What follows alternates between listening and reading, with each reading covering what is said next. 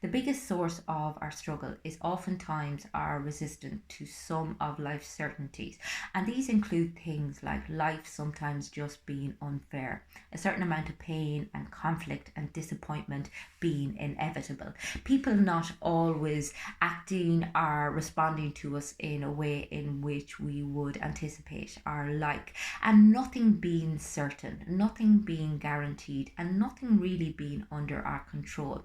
And life doesn't always turn out for the best. And I know that sounds like a very morbid way of looking at things.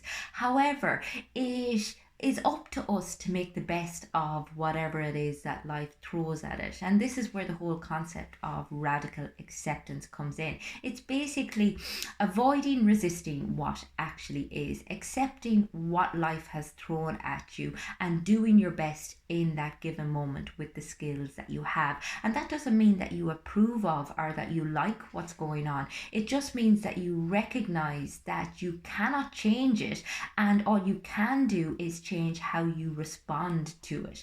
And again, we assume that we have control over so much of what happens, and that's very much ego driven. Whereas the reality is, all we can work on with certainty is our own internal experience to some degree. And yet, we have this almost entitled idea that we are due a happy life, a carefree life, a pain free life. And the reality is that anything can happen to anyone at any given time. And we need to put our attention and focus on building the resiliency skills, on working on our levels of acceptance, and on asking ourselves, okay, how can I respond to this given situation, or indeed any given situation, with love and kindness and compassion and understanding and curiosity? Because again, we tend to want immediate answers and solutions to everything. We don't want to be in pain, so we tend to fight it, and this compounds our suffering, as opposed to recognizing that we are where we are, that bad things just sometimes happen, and that all we can do is sometimes sit with the answer or sit with the questions as opposed to looking for the answers. And again, if you come back to that question of, okay, how can I be loving to myself in this moment? How can I be loving to somebody else in this moment? And it's recognizing as well that oftentimes one of the most beneficial ways of coming through tough times is taking ourselves out of our own mind into our hearts and asking ourselves, okay, how can I do something loving for somebody else right now? How can I transform the energy that I have inside of me, my pain or my grief or my sadness, into something positive and beneficial? And when we switch our focus to somebody else, it has such a transformative impact on our situation and on how it is that we feel. And it, I suppose, promotes connection, and it keeps us conscious, and it keeps us in this benevolent mindset, which ultimately helps us and builds our resiliency and really switches our attention and our focus from what it is that is causing us struggle.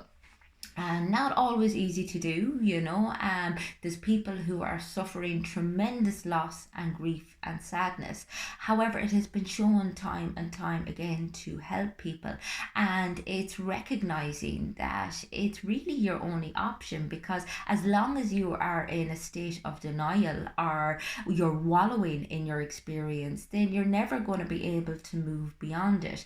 Whereas if you accept it as a reality, if you recognize that what has happened, then you can plow your energy and your resources into, what can I do next? How can I become more resilient?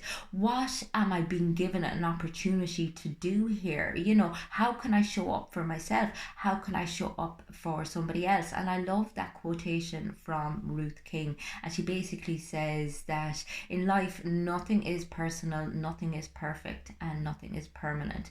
And if we can just keep that at the back of our minds at all times, it can really transform the way in which we build expectations and make assumptions, and kind of live our lives very much according to rules that we have made up in our own minds, that we have somehow constructed and we are adhering to, and then when life doesn't adhere to them, we just end up really, really confused and bewildered and disillusioned.